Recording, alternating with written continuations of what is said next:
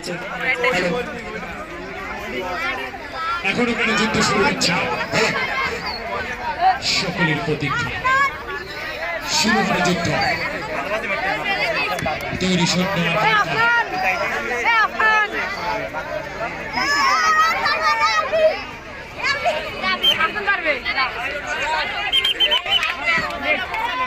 শুরু হচ্ছে বিশেষ নাটক।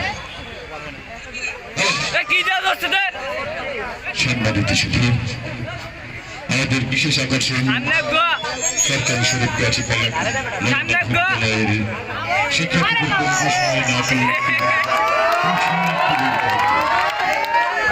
প্রশান্তরের গল্প।